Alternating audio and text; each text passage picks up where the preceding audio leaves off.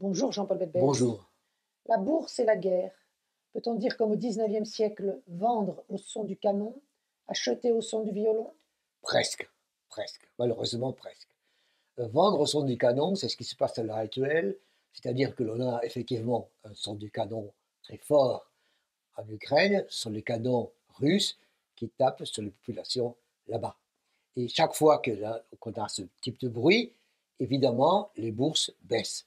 Pourquoi est-ce que les bourses baissent? Parce que aux États-Unis, parce qu'en France, en Europe, ceux qui ont des actions se disent « j'ai peur, je m'inquiète, je profite des prix actuels qui ne sont pas si mauvais et je verrai ». Mais ce qui se passe également, c'est qu'en Russie, où le son du canon est quand même assez lointain, même si les canons sont russes, on a des chutes considérables de la bourse, comme si on avait plus de peur là-bas qu'ici. Donc on a effectivement aujourd'hui des ventes au son du canon.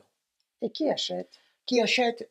Ceux qui peuvent, bien sûr, c'est-à-dire ceux qui ont des liquidités, ceux qui peuvent s'emprunter, ceux qui ont peut-être moins peur, mais qui se disent « ça ne durera pas et j'en profiterai ». Et on peut se dire qu'effectivement, aux États-Unis, en Europe, il y a des valeurs qui s'effondrent, et particulièrement des valeurs russes qui perdent 40 ou 50% de leur valeur. Ce qui fait qu'en fait, derrière ces mouvements de Gazprom et autres, il y a des changements de droits de propriété qui réapparaîtront dans quelques temps. Donc aujourd'hui, ceux qui achètent, ce sont ceux qui peuvent, ceux qui se disent « je vais gagner après », mais fondamentalement, ce sont ceux qui disent « je vais prendre le pouvoir ». Jusqu'où tout ceci peut-il descendre?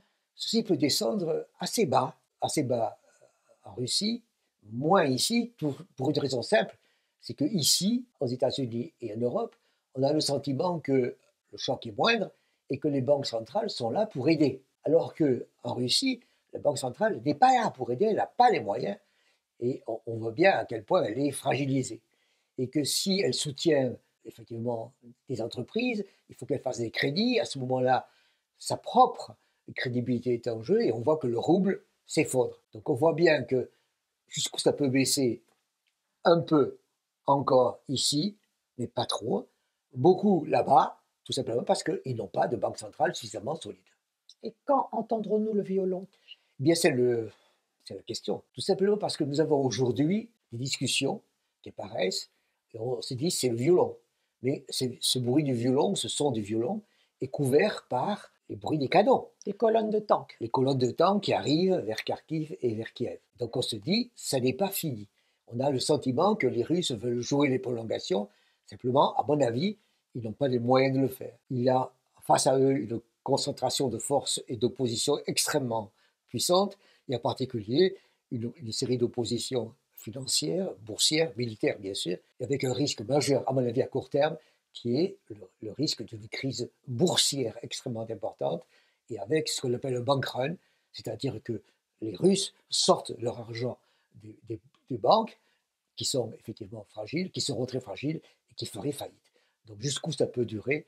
Jusqu'à ce que les banques calent. Espérons que cela forcera la Russie à arrêter. Absolument. Merci Jean-Paul Betbès.